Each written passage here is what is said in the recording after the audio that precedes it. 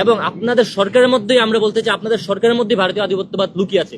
ওইগুলো চিহ্নিত করে আপনারা তালিকা প্রকাশ করে দেন, তাদেরকে বিচারের মুখোমুখি করে দেন। আবু সাইদ ওয়াসিম মুগদের চেতনার বিপরীতে গিয়ে এই সরকার আধিপত্যবাদ এবং আগ্রাসনের ভিতরে ঢুকে গেছে। সেই সরকার ক্ষমতায় বসার পর জুলাইয়ের নেতৃবৃন্দের নিরাপত্তা দিতে ব্যর্থ হচ্ছে।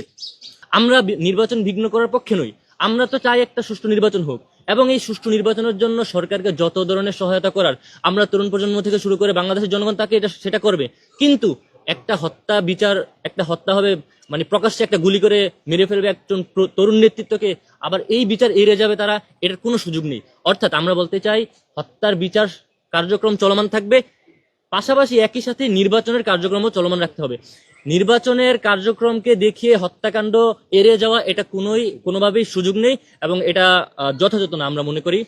সাংবাদিক ভাইরা, আমরা স্পষ্ট বলতে চাই ভারতীয় আধিপত্যবাদ এই দেশে যে ফেসিবাদ আমলে ছিল, দীর্ঘ 17 বছর ছিল, ফেসিবাদ সরকার ভারতীয় আধিপত্যবাদকে এই দেশে রোপণ করে গিয়েছিল। সে এই চারার মধ্যে নিয়মিত পানি দিত, এটা বলা যায় ফেসিস্ট সরকার। কিন্তু আমরা আশা করেছিলাম, মানে আমরা নিজ থেকে আশা করেছিলাম 5 আগস্টের পরে হয়তো ভারতীয় আধিপত্যবাদ থেকে আমরা কিছুটা মুক্তি পাবো।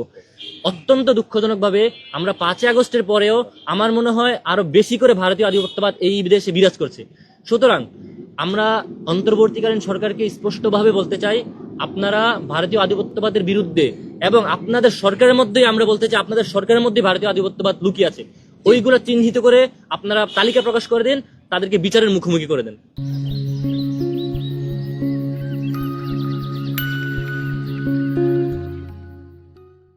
দীর্ঘ 16 বছরের ফ্যাসিবাদী শাসনামলের অবসান ঘটিয়ে হাজারো ছাত্র জনতার রক্তের বিনিময়ে আমরা একটি রাষ্ট্র পেয়েছি।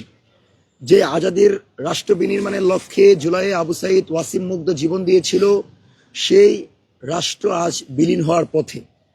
আমরা স্বাধীনতা সার্বভৌমত্বের প্রশ্নে কারো কাছে মাথা নত করতে রাজি না, আমরা কারো সাথে আপোষ করতে রাজি না।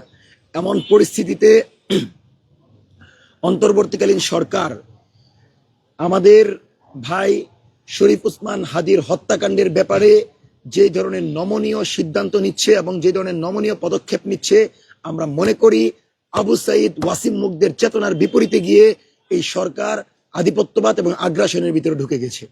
সেজন্য অন্তর্বর্তীকালীন সরকারের এই অবস্থানকে আমরা কোনোভাবেই যুক্তিযুক্ত মনে করি না। দেখেন, 2024 সালে ছাত্র জনতার এই মহাবিপ্লবের সবচেয়ে বেশি সাংস্কৃতিক এবং রাজনৈতিকভাবে ধারণ করেছিল শরীফ ওসমান হাদি।